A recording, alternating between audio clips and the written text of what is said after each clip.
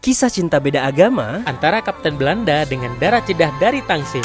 Hai teman Kongko, balik lagi bareng kita. Akhir-akhir ini, lagu Mangu banyak berseliweran FYP di semua aplikasi sosial media. Lagu yang menceritakan kisah cinta beda agama ini banyak digemari oleh anak-anak muda, baik karena FOMO maupun karena mengalami sendiri kisah cinta beda agama tersebut. Namun nih teman Kongko, jauh sebelum banyak orang termangu-mangu, dilema cinta beda agama ternyata pernah juga terjadi di masa penjajahan antara seorang Letnan Marsose Belanda dengan seorang darah cedah dari tanah Tangsel. That's right. Di antara kisah heroik pejuang Aceh melawan agresi Belanda di tanah Aceh, terselip kisah cinta antara dua insan sebagai manusia. Mungkin sebab tabu dan tak boleh ada yang tahu atau masing-masing memilih membisu, namun ada satu kisah nih yang sempat mencuat antara Nyak Mame, perempuan Pulau Masjid keturunan Ule Balang Tangsel, dengan serdadu Belanda yang pandai berbahasa Aceh saat itu bernama Letnan Smith. Smith yang hidupnya berakhir di tangan Ahmad Lepon di Luksukun Aceh Utara ini ternyata juga menjadi akhir kisah cintanya dengan darah Tangsel. Namun nih teman Kongko, dalam video kali ini kita ingin membahas kisah cinta Smith saat masih ditugaskan di Tangsel beberapa tahun sebelum kematiannya. Nah, gimana kisahnya? Mari kita bahas.